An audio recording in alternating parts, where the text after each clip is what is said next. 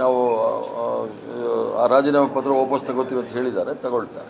ಇಡೀ ಬೆಳವಣಿಗೆಯನ್ನ ಬಿಜೆಪಿ ಅಧ್ಯಕ್ಷರು ಮತ್ತು ಪರಿಷತ್ ವಿಪಕ್ಷ ನಾಯಕರು ಲೇವಡಿ ಮಾಡ್ತಿದ್ದಾರೆ. ಸೂಟ್ ಕೇಸು, ಅವ್ರ ಮಧ್ಯೆ ಗೊಂದಲ, ಮಾರಾಟ ಮಾಡ್ಕೊಂಡಿದ್ದಾರೆ, ಈ ರೀತಿಯ ಟೀಕೆಗಳನ್ನ ಇವತ್ತು ಕೂಡ ಮಾಡಿದ್ದಾರೆ.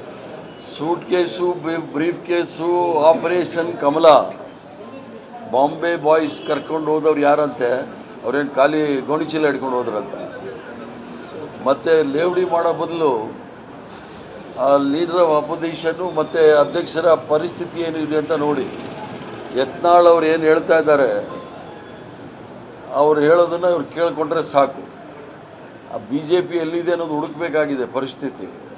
ಇನ್ನು ಬೇರೆ ಏನಾದರೂ ರಾಜ್ಯದಲ್ಲಿರ್ತಕ್ಕಂಥ ಬರ, ರಾಜ್ಯಕ್ಕೆ ಬರಬೇಕಾದಂಥ ಕೇಂದ್ರ ಸರ್ಕಾರದಿಂದ ಬರಬೇಕಾದ ಹಣ, ಇವೆಲ್ಲ ಮಾತಾಡೋ ಅವ್ರಿಗೆ ಇದೂ ಇಲ್ಲ, ಗೊತ್ತೂ ಇಲ್ಲ.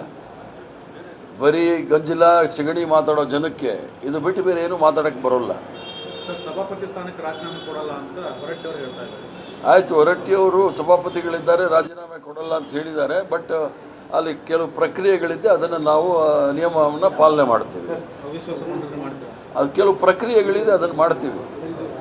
ಬಹುತೇಕ ಡ್ರಾಪ್ ಆಗಿರ್ತಕ್ಕಂಥ ಒಂದು ರಿಕ್ವೆಸ್ಟ್ ಅಂದರೆ ನಮ್ಮನ್ನು ಯಾಕೆ ಕೈ ಬಿಟ್ಟರೆ ಅಂತ ಕನ್ವಿನ್ಸ್ ಮಾಡಬೇಕಾಗಿತ್ತು. ಇಷ್ಟು ಕಾರಣಗಳನ್ನು ಹೇಳಿದರೆ ಇಷ್ಟು ಗೊಂದಲ ಆಗ್ತಾ ಇಲ್ಲ. ಹೈಕಮಾಂಡ್ ಆಗಿ ಈಗ ನೋಡಿ, ಕಾಂಗ್ರೆಸ್ ಪಕ್ಷ ಎಲ್ರಿಗೂ ಸಹ ಟಿಕೆಟ್ ಕೊಟ್ಟಿರ್ತದ್ದು ಕಾಂಗ್ರೆಸ್ ಪಕ್ಷ. ಎಲ್ಲವನ್ನೂ ಸಹ ಗಣನೆಗೆ ತೆಗೆದುಕೊಂಡು ತೀರ್ಮಾನ ತೆಗೆದುಕೊಂಡಿರ್ತಾರೆ. ಕಾರಣಗಳು ಇರ್ಬೋದು, ಇಲ್ಲದೇ ಇರ್ಬೋದು.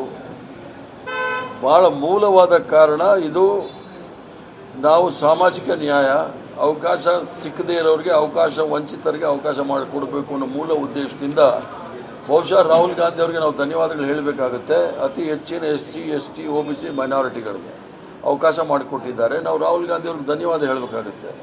ಕೆಲವರು ಕೈ ತಪ್ಪೋಗಿದೆ, ಇಲ್ಲ ಅಂತ ಹೇಳೋದಿಲ್ಲ. ಈಗ 5 ಟರ್ಮ್ ಆಗಿರೋರು ಇದ್ದಾರೆ, 4 ಟರ್ಮ್ ಇದೆ, ಯಾವಾಗ ಅವಕಾಶ ಸಿಗುತ್ತೆ ಅನ್ನೋದು ಅವ್ರು ತಿಳ್ಕೊಂಡಿರ್ಬೋದು.